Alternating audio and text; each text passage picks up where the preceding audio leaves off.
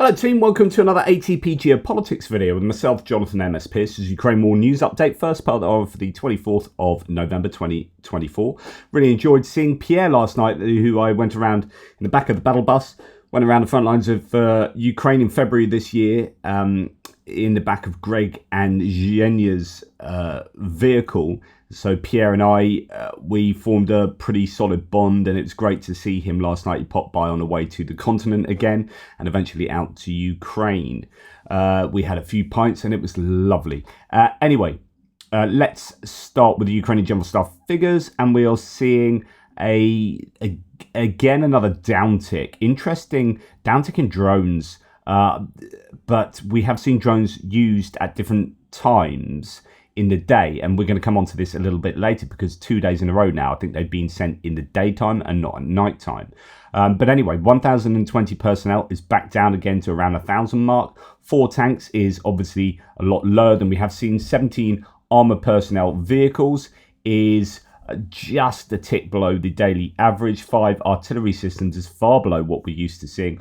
14 vehicles and fuel tanks is one of the lowest numbers we've seen in that category for an awful long time, and 1 piece of special equipment as fairly variable. So it's interesting that even when we have low days of APV and equipment losses, there are still over 1,000 personnel being lost. And I think that tells you quite a lot, that no matter what happens, there are many soldiers lost on that front line by the Russians. But I wonder whether weather again is playing a large part in those trends. Right, when we look at Andrew Perpetua's loss list, he has 2, one from 2 days ago, 22nd, 152 on the personnel loss category, where he sees actually on video feeds unfortunately it's pretty macabre, but the death of Russian soldiers, and he counts them up as a data point there, and we can track those trends against the general staff figures. For example, we have about a 2-to-1, maybe 2.5-to-1 loss ratio, Russian to Ukrainian losses. Combat asset losses about 2, maybe 2.5-to-1 again, no, just over 2-to-1.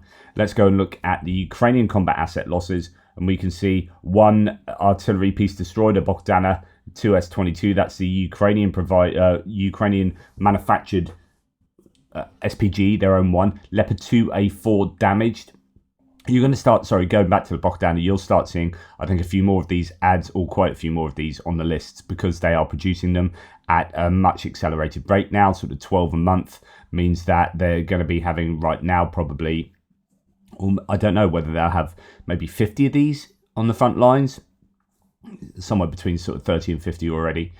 So you'll start seeing more of them. Leopard 2A4, that's a shame to see another Leopard 2 tank damaged. Infantry fighting vehicles, you've got a captured BMP-2 and a number of other destroyed BMP-2s, and then down to a Marder and a Bradley damaged. Captured, I was speaking to Pierre last night about captured vehicles, and he's like, oh, there's an awful lot of captured vehicles, Ukrainian captured vehicles. It's like, that is, my opinion is, that is what's going on up in Kursk. I don't think you'll see many captured Ukrainian vehicles elsewhere. If you do, it does signal that the Russians are probably taking areas of land rather too quickly, and then equipment gets left behind. But in general, that's, I think, a sign of maneuver warfare taking place up in Kursk. AFVs, a couple of those, generic vehicles, not really sure. And then on to APCs, again, mainly Western provided vehicles, half dozen of them. BAT UMG, 3 M113s and a Senator on the list. Just over half of those destroyed. Yeah, so that's 4 out of 6 destroyed, 2/3. A couple of MRAPs, and then trucks and civilian vehicles, but not too many there. For the Russian losses, we have a recovery vehicle. We've got a BM-27 Uragan, that's a multiple launch rocket system destroyed. We've got an RBU-6000, that's, I believe, that's an MTLB. So on the old, that's a Frankenstein vehicle. On the old tracked APC, they put one of those, is it submarine, anti-submarine rocket launchers from that you have on ships or whatever. Anyway, it's that setup. Got some D20s and 30s and some pretty old bits of kit in the artillery list. And then tanks, we've got about a dozen tanks here, including a T90M possibly destroyed. A number of track guard and sheds, 4 of those. And then T-72s, another T-90M damaged actually there, and T-80s, T-72s and whatnot. So quite a few tanks on the list on the 22nd, and then again about a dozen infantry fighting vehicles, almost all of them destroyed, BMP-2s and 1s and BTRs, some AEFVs, APCs, and then on to trucks, ATVs and civilian vehicles, quite a few civilian vehicles as per normal. So nothing of incredible value on either side, but the Russians losing just in terms of sheer numbers quite a lot more than the Ukrainians. And then when we look at the 23rd, so this is yesterday's figures, we have about a 2.5 to 1. Again, ratio losses overall. And in terms of combat assets, about a 2 to 1 loss ratio. So we'll look at the Ukrainian losses. We've got a Leopard, we've got another Bogdana destroyed, exactly as I was saying from the day before. You're going to start seeing more of these, and lo and behold. And then we have a Leopard 1A5 abandoned as the single tank there, single infantry fighting vehicle, and abandoned BMP-1. Then we have half dozen APCs and AFVs and MRAPs, so all in probably about 10 of those vehicles, most of them Western provided vehicles there, and then a couple of trucks and civilian vehicles to top it all off. For the Russian losses, we've got an air defense system, the Strela 10 destroyed, which is good news. There's video evidence of that out there that I saw yesterday, a couple of D20s. And then onto tanks, we've got 7 tanks, of which we have another T-90M, the best tank the Russians have, and a few other pieces of kit, including a couple of tracked garden sheds. So putting on all of those coke cages and corrugated iron and whatever to turn them into glorified APCs. They're losing those. Infantry fighting vehicle, just a single one today, and then mainly APCs, almost all MTLBs. We haven't seen a lot of MTLBs recently because they seem to have used up an awful lot of them, but there's quite a number on the list there, good half dozen MTLBs on the list, mainly destroyed, almost all of the APCs destroyed there. Tanks likewise, most of those lost irretrievably, and then we have quite a few trucks and fairly significant number of civilian vehicles, and most of those destroyed. So good proportions there for the Ukrainians. It's interesting looking at the causes. Dive bombers, a few of those on there. We haven't seen dive bombers so much because I wonder whether they're just slightly more difficult to use, to fly. I don't know whether they get there's a significant difference between dive bombing and just dropping the IED. Both drones should be reusable, so if they don't get shot down or brought down after dropping their IED, then you can use them again, which is the advantage over an FPV drone. But yeah, and then Vampire drones still featuring quite heavily. Night vision drones, a lot of that activity. Going down to the Ukrainian losses, fairly similar. Night vision drones, FPV drones, some Vandal drones that are fairly common for the Russians to use at the moment. Right, moving on, we have, the general principle here is that the Russians are losing more than the Ukrainians still, and that is happening on a regular basis. Only 69 personnel lost on the 23rd compared to previous days. That's a low number. Now, in terms of what position are the Russians in for their armed forces and their recruitment, I know these are anecdotes, but you do see an awful lot of them. Here we have PS01 saying Russia really has run out of men, as there is this old chap, he says invalids are sent on the frontal assault. We've got an old chap that seems to have scoliosis or whatever it is at the back there, and walking with a walking stick and his assault rifle. You're wondering, is this a bit of psyops? Is this someone putting that on? Or is this genuinely the case that you have people like this being forced to fight on the front lines who are simply not adequately suited to the job? And then you also hear, yet again, another anecdote that Russia is recruiting Yemeni mercenaries for the war in Ukraine, according to Financial Times. Now, this is a place that's been racked by civil war. You've got the Houthi mercenaries that are arguably being supported by the Russians. Russia's operation to recruit hundreds of Yemenis for the war in Ukraine has highlighted the growing ties between Moscow and the Houthis. Yemeni mercenaries are reported to have suffered huge losses, is the claim here. And we have another video suggesting that there are these Yemeni mercenaries fighting for Russia. So both of these data points suggest that the Russians are struggling for recruitment. But as long as they can do this, all Russia needs are human beings. Give them a gun, don't even need much training, run at the enemy. And if you overwhelm the enemy, then we take that land, and we don't care about human life. We just care about taking Ukrainian land. And if we take Ukrainian land and we can put that on a map and we can show that we are winning, and that will hurt the morale of the Ukrainians. And of course, eventually you will be killing Ukrainians and attriting their equipment as well. And this is what's happening. It is I think a game changer that North Korean soldiers have been introduced to the war. Ukraine doesn't really have much in answer to that there aren't huge swathes of troops coming from abroad to support Ukraine. It was at the very beginning of the war, and they were unable to sort of process all of those people, and many of those people weren't able to fight. Really, they had no experience. They were doing it out of moral obligation. Actually, now I think it would be great if they did a massive foreign recruitment. I know they're trying sort of ways to look at that. Right. Interesting what German aid to Ukraine here says. So remember that I more than once said the Russians are only uploading destructions, scare quotes, destructions of IRIS-T SLM. So these are the medium range air defense systems that Germany has provided a number of. So they only upload destruction of these pieces of equipment when Germany has just delivered another fire unit. So they've done that again. They've delivered another IRIS-T, and lo and behold, you get a bit of footage uploaded by the Russians claiming a destruction of something similar, something German. So on Wednesday, Germany announced it had delivered another 4 Panzerhaubitze 2000s to Ukraine. It took the Russians only a single day to publish a video stating that they had successfully destroyed a Panzerhaubitze 2000, Kings of Propaganda. Actually, the footage shows virtually nothing. I can barely make out what's going on here. You've supposedly got a Panzerhaubitze 2000 in the tree there, not particularly clear video footage, and then a hit from a drone, some white smoke, and then it disappears, and then that's what you're left, and you I have no idea what's happened there. There's a few burning branches, but that's it. And they go, yeah, we destroyed a Panzer 2000. Interestingly, was it someone below here? And this is anecdotal, though.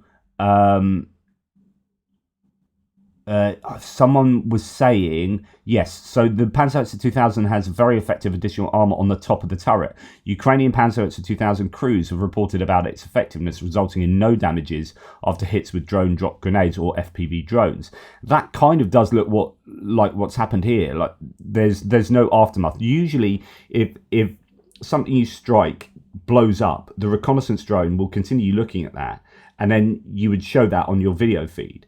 But if there's nothing to show, it doesn't get shown, and so the video feed ends. Here we've got the video feed ending. There's no aftermath, which in my eyes would lead me to believe that Panzerhaubitze 2000 hasn't been destroyed here, and you've got at best a drone bouncing off it, and the white smoke is the explosion of the drone itself.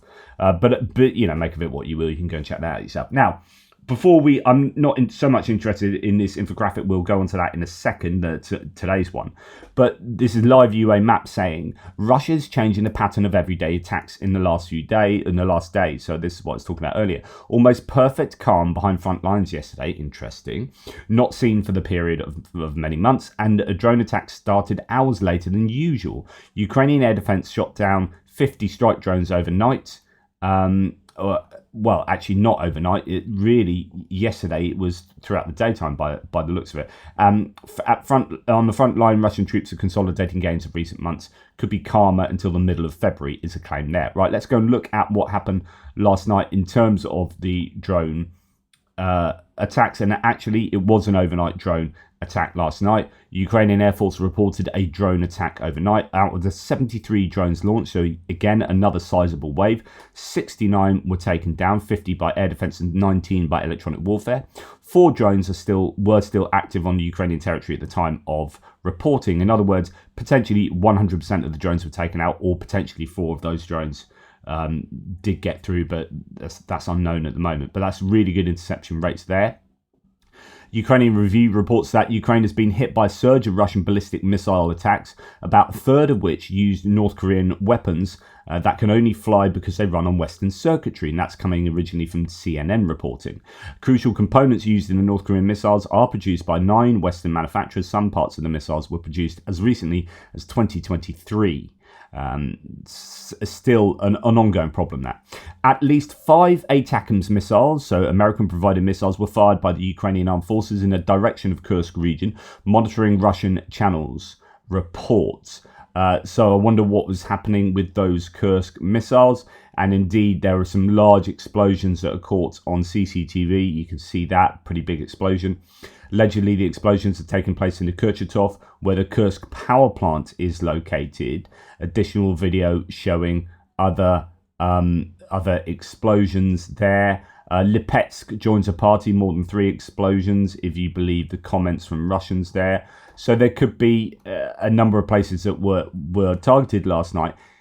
But as far as the ATACMS are concerned, going into into the Kursk region, the reports from this morning were that an S-400 radar station in Russia's Kursk region was destroyed overnight, or was struck.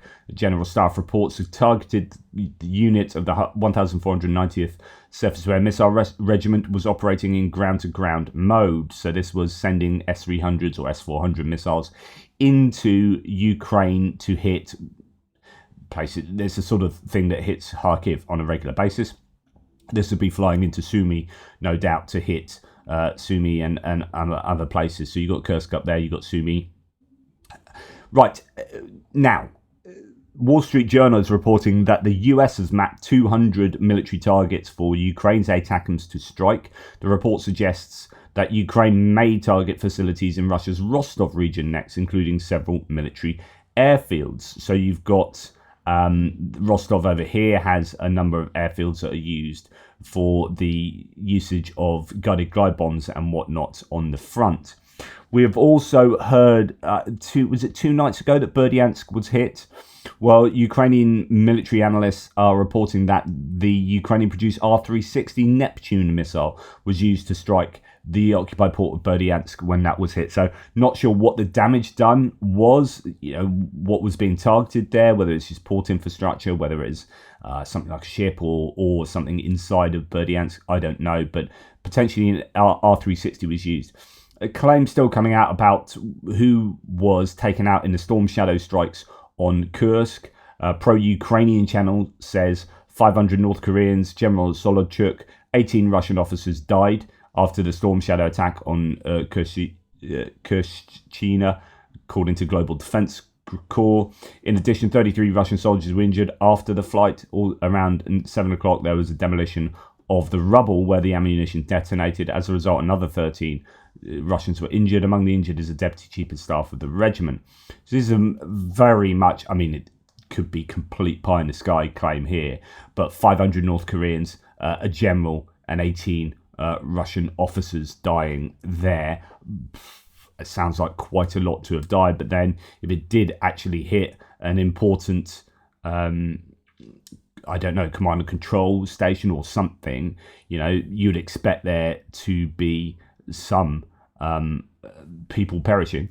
Now, Ukraine may target Rostov, that's the claim from Wall Street Journal, with ATACMS. Reports, sorry, I should have had this a little earlier with the other one. Reports suggest military airfields are in focus, and around 200 military sites in Russia have been mapped that are within ATACMS range. So although the Russians will have moved an awful lot of stuff out of the range of the ATACMS, there will still be a number of targets that are very much viable.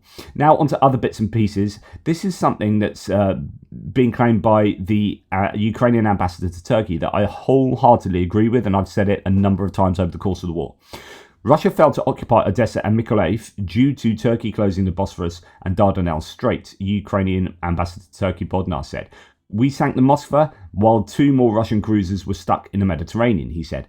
I absolutely agree with this. So the Bosphorus Straits going through Istanbul area, the opening of the Black Sea, very tiny opening that can get closed or has been closed by Turkey due to something called the Montreux Convention from 1931, I think it was, which allows Turkey control over the what goes through the Bosphorus Straits and allows Turkey to really control military traffic in the Black Sea, because they can stop military vessels from the warring nations that might be warring in the Black Sea. They can stop those vessels from going into the Black Sea.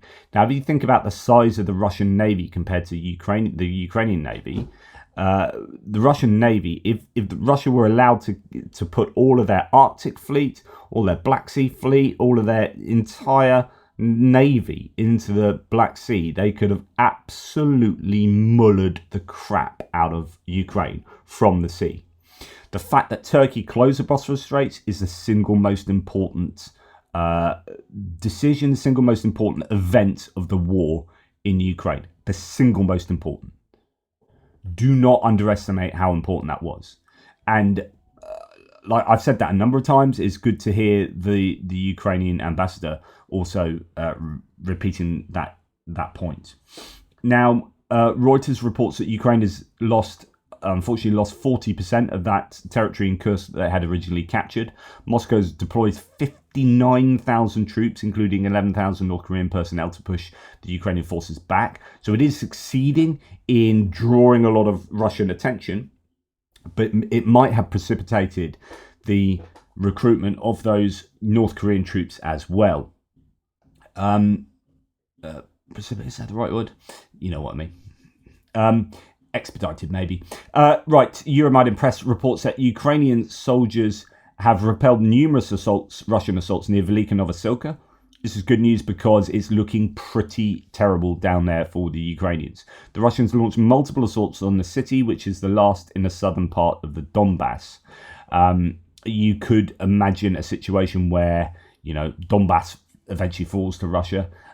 They've got quite a long way to go in Donetsk, but Luhansk, they seem to be closing up a little bit in the recent months. But this is a really desperate area for the Ukrainians, and I hope they are able to keep the Russians at bay there. But it's not looking good. Now, Frontline report says Russia's big tactics near Karakovo, which is just up the road from Velika Novosilka, it's all kind of connected, meets Ukrainian camouflaged Leopard tanks. So Russian forces trying to encircle Ukrainian positions found their armoured columns devastated by concealed tanks and drone strikes. The Ukrainians using Leopard tanks very effectively in that area, camouflaged well as well. It could. Is it too little, too late? We shall see. Now, there was some talk yesterday from 22nd. We're on the 24th now. A couple of days ago, lots of people twittering on about, quite literally, about lots of mechanized equipment being transported across Europe. So Dutch railways were on the alert, and large-scale transfer of military equipment has taken place, and machinery being reported seen in the Netherlands. Might mean something, might not mean something, but I just play that for you there.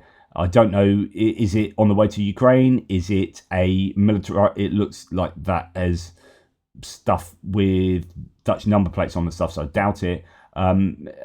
Is it just moving stuff for normal maneuvers, training? Is it indeed footage from 2 years ago, 3 years ago? Who knows?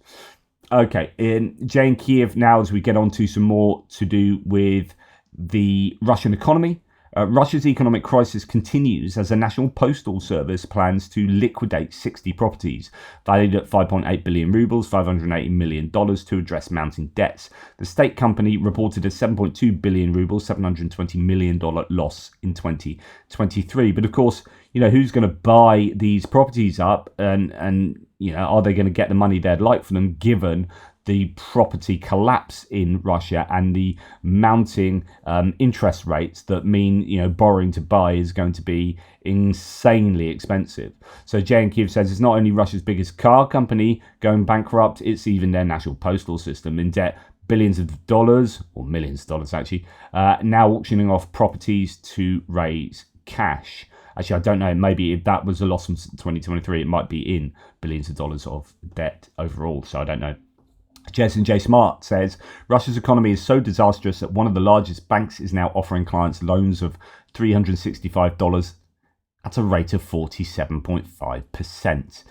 Imagine not being able to borrow even $500 and then having a rate of nearly 50% to pay it back. Russia's economy is falling apart, and that's Alpha Bank offering that.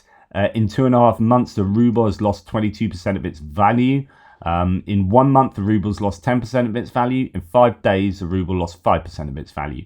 And I was talking to you yesterday with reference to Econ Lessons, the YouTube channel of the monetary economist, who was talking about how if you look at the trend of the ruble, that's exactly what it's been doing. But it's been doing that for like 15 years, essentially. The trend is pretty obvious. How did you go bankrupt? Gradually, then suddenly. The famous Hemingway quote that gets used an awful lot.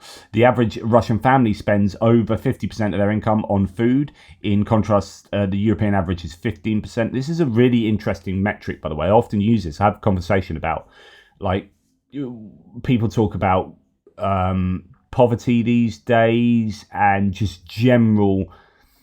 I speak about this with my partner's parents, actually, when they come round here. And I often say, you know, we think we don't have lots of money.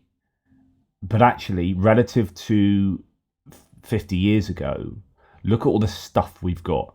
Mobile phones, computers, televisions, bits of tech all over the shop, alarm clocks, Alexas. And the list is endless. And yeah, it is really tough. A lot of people are on the breadline, and they struggle to, of course, that's always going to be the case.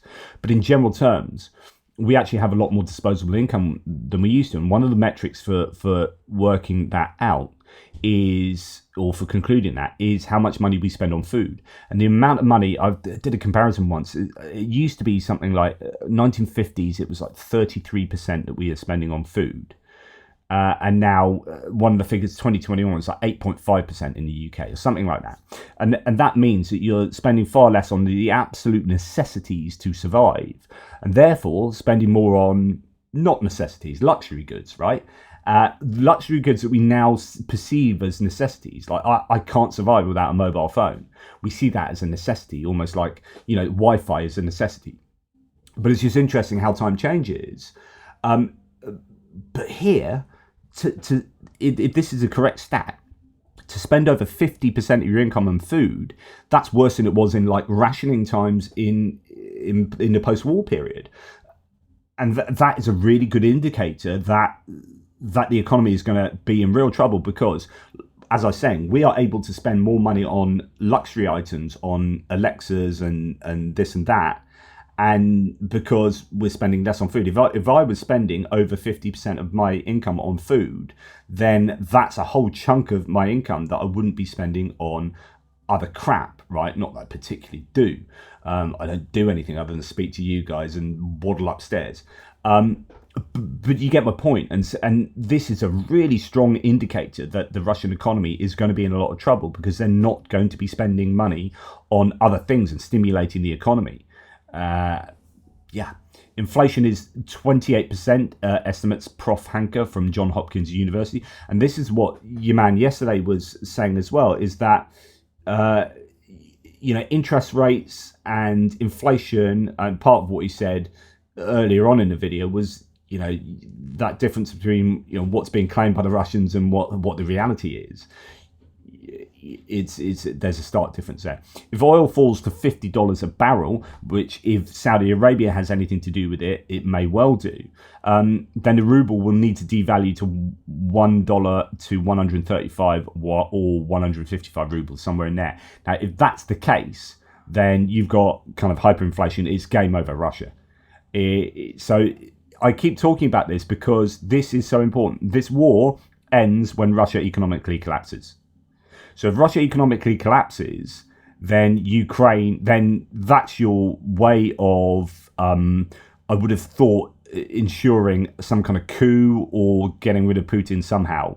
That's when you're going to get an awful lot of Russian people very, very angry with the state of affairs in Russia. this wouldn't have been the case had Russia continued piddling around doing what it was doing, say 15 years ago. Like since 2014 of getting involved in Crimea and then getting those initial sanctions, although it wasn't harsh enough, it started that route towards where Russia is now, and it's not looking good. So those people already annoyed that many of their relatives have died in the war, someone they know has perished in the war, then mounting economic issues, and I would have thought the elites, or at least some of the elites in Russia, some of them have made some money out of this war, so I don't know. That's an interesting discussion to be had. But many elites and many, I can't imagine you're going to have Russian generals going, do you know what? This war in Ukraine is going awesomely. We are so cool. We're absolutely nailing it. I'm fascinated to think what the actual Russian generals in the military hierarchy think about what's going on, and whether they think this is an absolutely insane idea. And if it is an absolutely insane idea, whose idea was it, and whose fault is it? And if there's a general belief that this is pure military insanity, then your fall guy should be Putin. You put all of these things together, and the best chance for Ukraine prevailing in the war is Russia having some kind of major regime collapse. Right. We have Branislav Slantchev here giving a thread, professor of political science at the University of California, San Diego, on theory and conflict and formal modeling. Okay, he says Russia is in very deep trouble because its economy cannot sustain the war expenditures on the scale it needs to be able to advance for much longer. Even Moscow-based analysts now warn that 2025 would be dire indeed. But don't take my word for it. Here's an overview. And this is what worries me about what America does now, because if the US comes in and says we're going to change things up, we're going to lift sanctions, we're going to put pressure on Ukraine to negotiate right now, this is the key point, right? And this is, so I'm just going to play you this to then go back to that thread, because here's your biggest blogger, biggest podcaster in the world casting this opinion, and it's disgusting. Now, if this then informs a groundswell of opinion in, say, the US, that's going to be super counterproductive for keeping the boot on the neck of the Russian economy. The world we're living in now, and that's LA, and that's New York. So Joe Rogan. That's a lot of places that got fucked up by incompetent people. I don't know. I just feel safer knowing, like... Pull this microphone with your face. I feel safer knowing that Trump is in office. I do too. I feel great about it. What I don't feel safer is right now they're launching missiles into Russia. Yeah. How are you allowed to do that when you're on the way out? Like, the people don't want you to be there anymore. This should be like some sort of a pause for like significant actions that could potentially start World War III. Maybe that would be a good thing that we would like to avoid from a dying former president. Mm-hmm. The whole thing is nuts. I mean, look, I don't know shit about politics. Zelensky says Putin is terrified. Fuck you, man. So this is Joe Rogan saying F you to Zelensky. So you got the most important podcaster that can develop the often nascent ideas and thinking of people who don't think too much about this, and he's sending them down the wrong route, and they will then just go spiral into a position of basically being equivalent to Tucker Carlson. And this is really dangerous. Fuck you people. You fucking people are about to start World War III. Notice there's absolutely no culpability being ascribed to Russia and to Putin. They get a free pass. So they can send 14,000 missiles into Ukraine. That's not a problem. Doesn't say a thing about that. Ukraine sends 20 odd missiles back to Russia, and then Russia send this IRBM, and it's like, oh, it's Ukraine's fault, is it? It's Ukraine's fault. F you, Zelensky. So this opinion, by the way, is disgusting. And even if you like Joe Rogan, you need to be calling him out on this. And this is absolutely unacceptable. Yeah, it's crazy. Russia fired a missile today. I feel they fired an intercontinental ballistic missile for the first time ever. It's the first time one of those has ever been used. That's insanity. It's fucking insanity because those intercontinental ballistic missiles can have nukes on them. This one didn't, but if This is essentially Russian appeasement through war. This is Jake Sullivan. Essentially, he's just being a glorified Jake Sullivan. We must, but even worse, actually, this is Tucker Carlson thinking, which is this is evil. We must appease the Russians. We must allow the bully to do what they like because they've got big missiles. if it does, the whole world changes, and it changes because of the military-industrial complex, and it changes because of the money that's going to Ukraine, and it changes because the outgoing president or whoever the fuck is actually running the country has decided to do something fucking insane. Yeah, Fucking insane. And we're all sitting there watching it, and people are cheering it on. CNN was saying, like, finally, see what their headline was about Zelensky about Biden giving Zelensky the ability to use. This is someone who is just supremely ignorant about the whole context. Someone that literally doesn't know what's going on, just looks at the headlines and goes, and listens to people in that echo chamber and goes, oh, okay, oh yeah, damn it, have you seen what Biden allowed? This is Biden's fault. Damn you, blaming America for everything, blaming Zelensky for everything. Russia gets a free pass. It is despicable. Anyway, it goes on and on.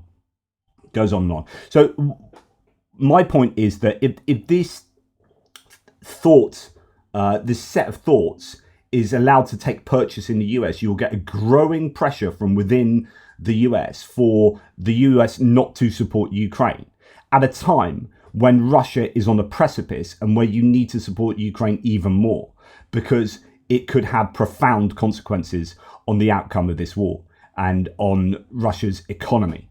So to continue this thread, the ruble sank to 104 to the US dollar, with the exception of a brief period right at the outset of the invasion. It has not been so weak since the dreary years after the collapse of the USSR. Back in 2022, the central bank intervened to prop the value of the ruble, and it worked. However, because of the enormous drag of the wartime economy, Nabiullina, so the head of the bank, has been having to run ever harder just to stay in place. The interest rate, which started climbing steadily last year, has now reached 21% and is expected to go up again in December. Inflation is expected to hit 8% to 8.5% this year, according to official projections, but of course it's far worse than that in reality. More than double the bank's target of 4%. The official figures, however, belie a grim reality for individual consumers, for whom inflation has gone up by 22.1% since September last year. And you can see that in these figures.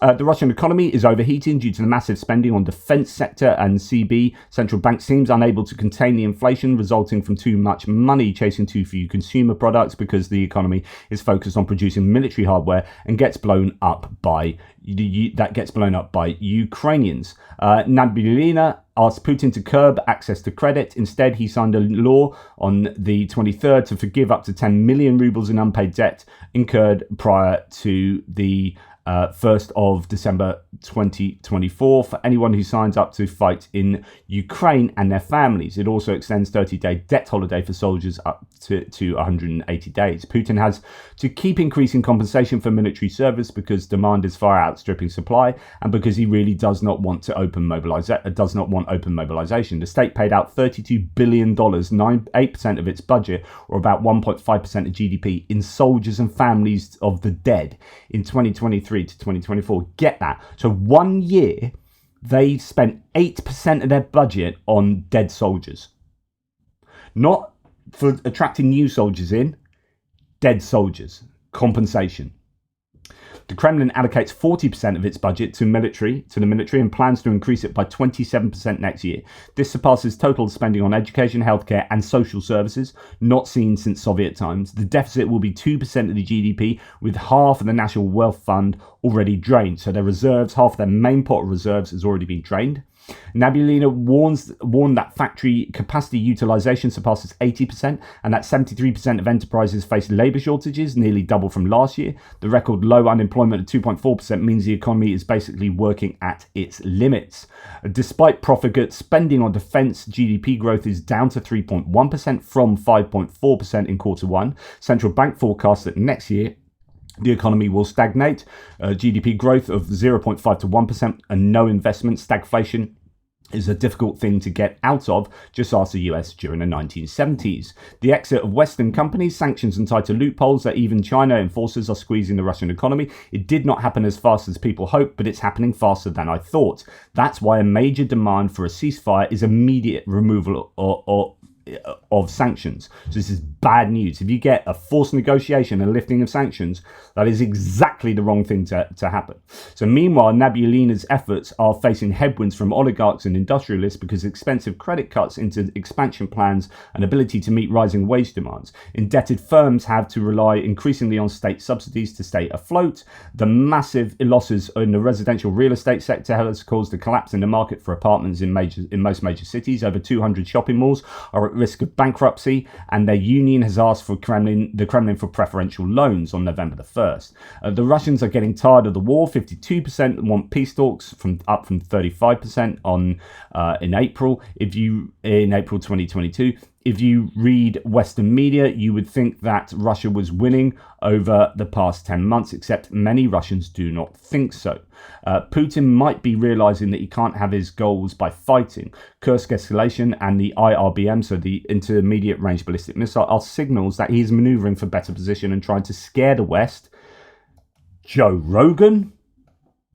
To scare the West into pushing Ukraine to concede. And Joe Rogan is helping that happen. He is being a Russian useful idiot. Honestly, he's a Russian useful idiot. I'm sure he's a nice guy in real life, but if he doesn't make himself knowledgeable enough of the subjects upon which he's talking or giving his opinion, then he's doing a disservice to his audience. So let's hope that our leaders do not snatch defeat from the jaws of victory. That is my biggest single worry at the moment. The Trump administration comes in and we are on a precipice of a Russian capitulation economically, and they take the foot off the neck of the Russian economy. And Joe Rogan and Tucker Carlson and all those dingbats are helping Putin. They might as well be getting a direct paycheck from Putin. Let me know what you think. Thanks so much. Take care. Speak soon.